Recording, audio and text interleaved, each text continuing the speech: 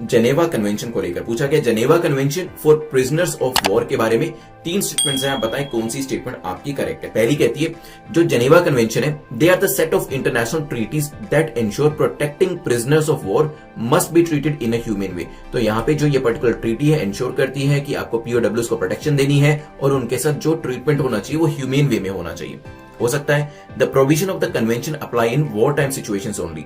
ये जो प्रोविजन है ये तभी अप्लाई होते हैं जब वॉर लाइक सिचुएशंस होती है, उसी दौरान ये अप्लाई होते हैं।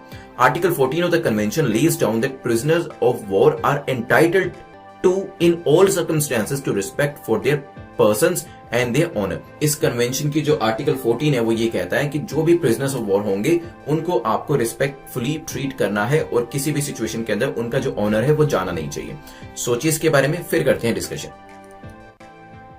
चलिए, तो रिसेंटली इंडिया ने एक चाइनीज सोल्जर को अरेस्ट किया है और इसी वजह से पूरी न्यूज थी। जेनेवा कन्वेंशन जो था वो भी काफी लाइमलाइट में आया और आपके एग्जाम के अंदर इसके ऊपर क्वेश्चन पूछा जा सकता है। Because I have told you so many times कि जो चीजें करंट अफेयर्स में हो रही हैं उनसे कंसर्निंग कन्वेंशंस पूछी जा सकती हैं, उनसे रिलेटेड जो भी फिनोमिना होते हैं, चाहे वो ज्योग्राफिकल फिनोमिना हो, पॉलिटिकल फिनोमिना हो, उसके ऊपर क्वेश्चन बनने के चांसेस काफी ज्यादा होते हैं। कई बार यूपीएससी एक साल से थोड़ा सा और भी पहले जाके जो फिनोमिना हुए होते हैं उनके ऊपर क्वेश्चन पूछ लेता है। तो हो सकता है 2021 में ना सी 2022 में जेनेवा कन्वेंशन के ऊपर क्वेश्चन पूछ लिया जाए। सो अब ध्यान रखिएगा, जेनेवा कन्वेंशन की बात करें तो यस, ये जो पर्टिकुलर ट्रीटी होती है इसके अंदर जो प्रिजनर ऑफ वॉर्स होते हैं उनको आपको प्रोटेक्ट करना होता है और उनके साथ एक ह्यूमेन ट्रीटमेंट जो होता है वो उनको देना होता है। तो पहली स्टेटमेंट आपकी करेक्ट हो जाती है। आर्टिकल 14 यही कहता है कि किसी भी सर्कमस्टेंसेस के अंदर आपको जो ओनर है उनका वो मेंटेन करना है, जो सोल्जर का ओनर है। बिल्कुल ठीक है, पहली और तीसरी स्टेटमेंट आपकी करेक्ट हो जाती है।